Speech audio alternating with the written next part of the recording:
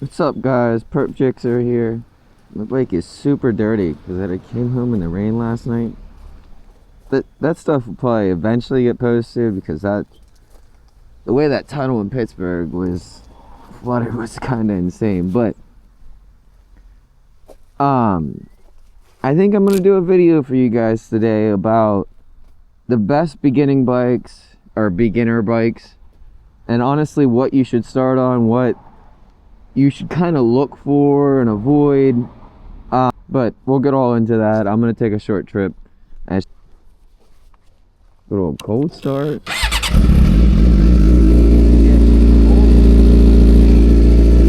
starting to get cold here. My bike is starting to not enjoy that. But I'm just gonna give it a couple minutes. We'll go on the road. I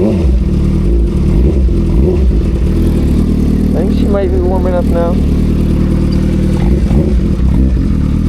That's it.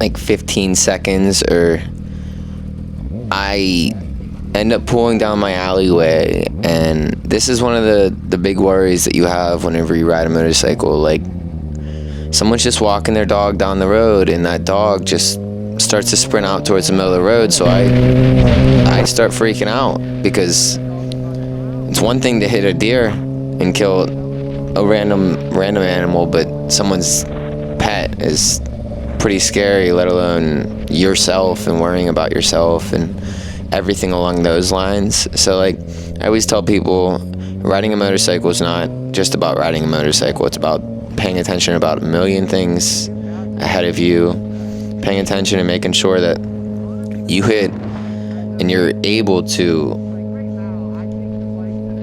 have your straight mind to pay attention to everything, because God forbid you don't pay attention to one of the million things that are going on around you and something happens. But this audio, I didn't realize my mic wasn't connected, so I'm just going to do a little voiceover, talk about the three bikes that I talk about before we get to Walmart. I would honestly say my top three, my number 3 choice would be the CF Moto 450 SS, just because it's such a good trim. I've heard great things about the bike. Everyone that has one absolutely loves it. And it's one of the only bikes of this category that has like the technology that some of the new bikes have, or some of the big bikes have. Like, you can get GPS, you have Bluetooth, you have all the quirks and like everything you really need in a beginner bike, but you didn't pay the $10,000, $11,000 you would have to for the new top of the line 1000 cc's that you're gonna end up hurting yourself on. The only reason it's number 3 on my list here is because I personally think that, like, it's not really battle tested enough. So not a lot of people have actually been able to use these bikes. They're not out in the market enough. They're so new that you don't know if they're gonna last 15 to 20 years yet. But you do know these 2 other bikes that, like, they're newer, but the brand has been out for a while. I'm gonna say my number 2 would probably be the Ninja 400, just because they're a little bit older now. And I actually had the chance to ride my buddies over the summer. Funny story about that is, I was planning on taking my bike to Ocean City to come meet him, and it didn't end up happening that way because I was out riding the night before, and I was pulling at some buddies on the highway, and all I heard was rev limiter, and I was like, what's going on? I looked at, I like was like just getting rev limiter, no power, just lost it all. And it ended up, like, I look down and I see the chain just dragging, and I'm like, it should have shot out the back, but what it did was it got stuck between the engine and the sprocket, the front sprocket. So gladly it didn't blow up, but it happened the night before, like 12 hours before I was going to my buddy's bachelor party. So I wasn't able to like fully diagnose it and fully like get into the bike and find out that it wasn't blown up. So when I got down to Ocean City, he let me ride one of his bikes, and I was on this Ninja 400, and it had the power of some of, like, you could get up and actually get to faster speeds on it just because it is so light and so nimble, and it was so fun to actually like ride around. Like, now that I ride a 600 all the time or almost every day, I personally probably would go back to a 400 at one point in time, just for the fun aspect of it. Like, a 400 is so enjoyable to ride, and a lot of people skip that step. But for that reason, I personally want to say the 400's on probably the number 2 on the list, because a lot of people end up getting these bikes, and they have them for a season, they love them. My buddy Derek actually has one. He loves it, but at the end of that one season, you're going to end up wanting something more, just because if you have any type of power hungry, speed, like hungriness in you, then you're going to want something bigger personally. But I'm going to go from there to saying that probably the Ninja 500. I haven't personally like really got to experience these. I know a girl in my motorcycle class has one. She's 5'2", has it lowered. I believe she touches. Actually, funny story. She was driving through the tunnel or near the tunnel last night whenever I went to go and leave into the rain, and I was like, I swear I know that person. And then I drove past her, and I instantly knew who she was.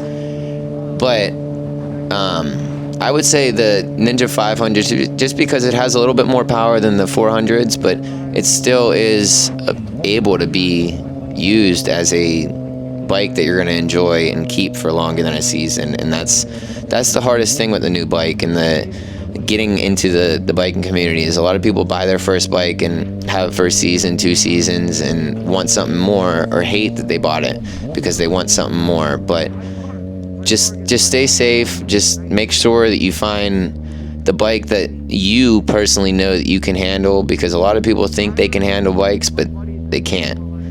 And it just is about learning and getting used to the clutch and getting used to the power, because you can't just hop on a bike and call it a day and be like, yeah, I'm gonna go 150 miles an hour, or go take it to a track, because there's a lot of things you got to learn about riding a motorcycle before you're fully comfortable and able to ride it how you're gonna want to ride it. But there should be all of the beginner series, so because the 1000s are slowly just dying.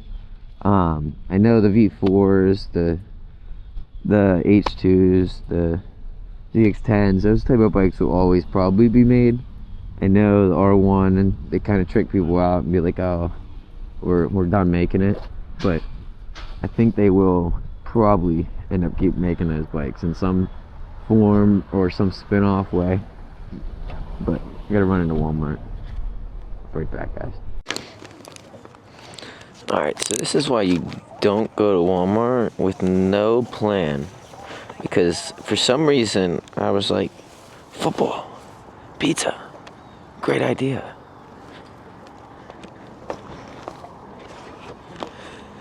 So, we're gonna see if this shit fits in my bag. Look how beautiful she is. My baby.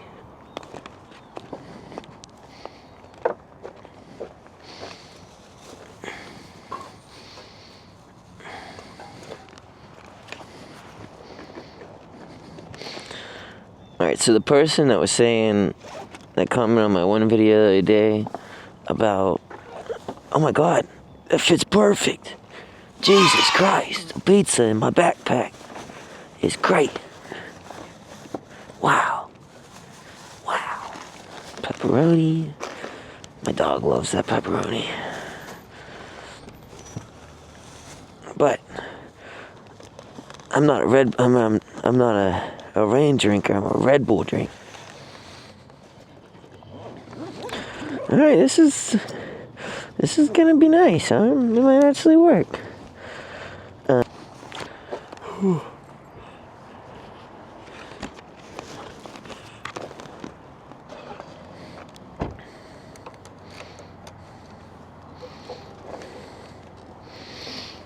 So,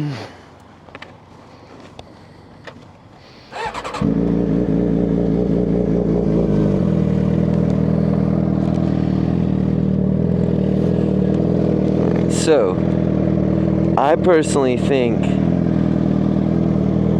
my top 3 are the... Yeah, I don't want that to be shown.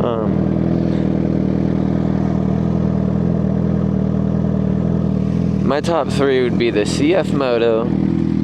Oh, shit, dropped my glove. CF Moto 450 SS. Then the Kawasaki 500, because it's a decent start. And then I would go from there. What the hell is leaking down there? So, CF Moto 450, Kawasaki 500, Ninja 400. I would say those are my top 3.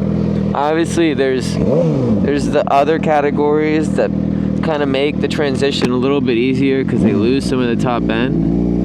And I would personally say, like, my top 3 on that category would be like,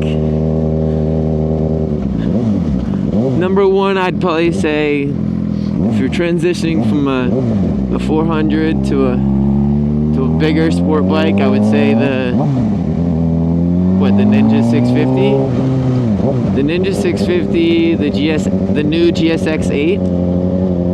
I think that's a pretty good one, but those are more like low-end torquey bikes. They're not high-end stuff. So like, it's not the 160, the 170s. It's the 140, but that your Ninja 400 and 500s will be able to do. It just is going to get there a little bit quicker. And those are great transition bikes because the 400 like series and the 500 series, the bars aren't as like crouched. Like, you're still in a more upright position. You're still in the comfy position, because this is terrible on your back if you're not used to it. I don't know what's going on there, but there's some cute dogs. Look at that dog! It was a beautiful poodle. A beautiful poodle.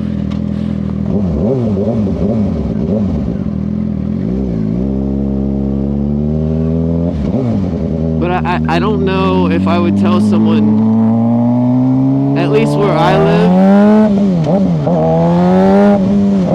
to go and just go get a 600, because if you don't know what you're doing around here on a 600, you can get yourself in some trouble. You can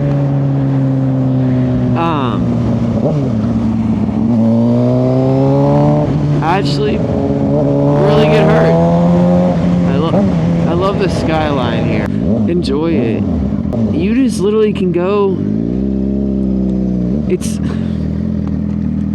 people always make the joke of it being the faster version of a car, but I mean a sports car, and it's a cheap version of a sports car. I agree with that statement, but what I don't agree with, holy shit, oh, it's already down.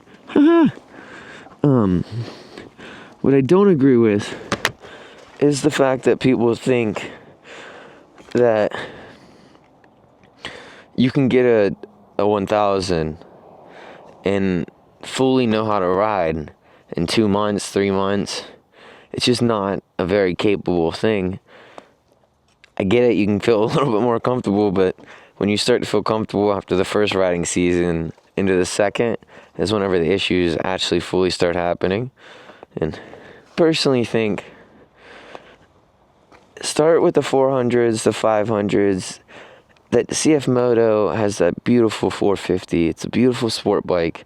It looks sporty. It has all the quirks and all the technology that you're going to want in a sport bike.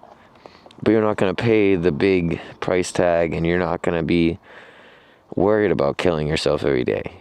But Parp Jixer out.